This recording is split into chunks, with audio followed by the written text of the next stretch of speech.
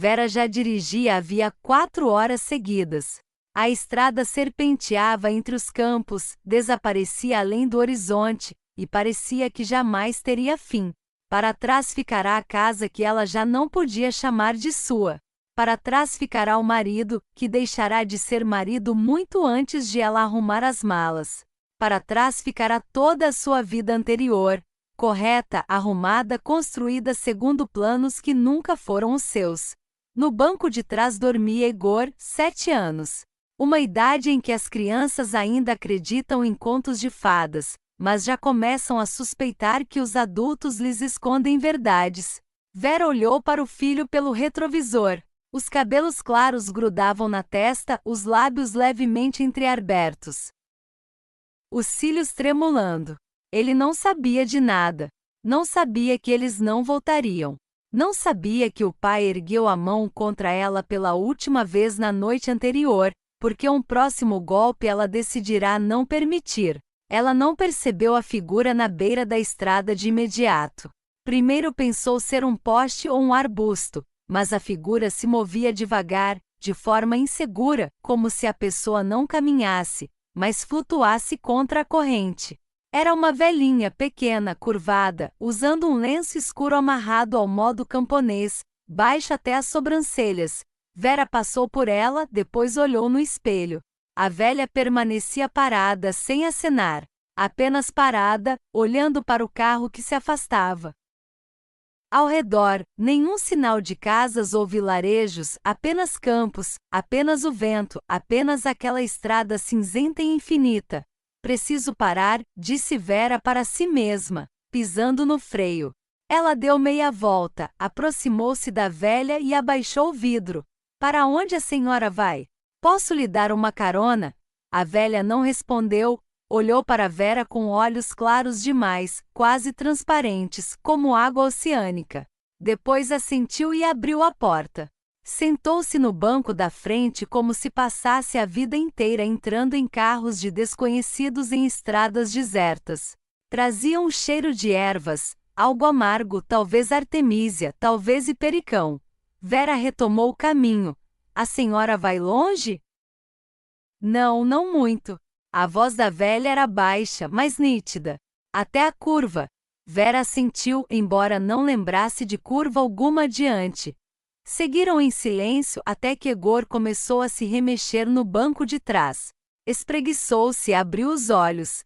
Mãe, quem é essa? É a vovó. Vamos levá-la um pouquinho. A velha virou-se devagar. Olhou o menino longamente e atentamente como se ele fosse algo muito importante, ou algo perdido há muito tempo. Que bonito ele é, disse ela. E tão clarinho. Mostra tua mãozinha, meu neto. Egor olhou para a mãe que deu de ombros como quem diz, pode mostrar. O menino estendeu a mão, abrindo a palma. A velha tomou entre seus dedos finos e secos. Passando o polegar pelas linhas, seu rosto mudou. Estremeceu. Algo nela se deslocou, como se uma máscara se afastasse por um instante da pele. E o que tem aí? Perguntou Vera, sentindo o coração falhar uma batida.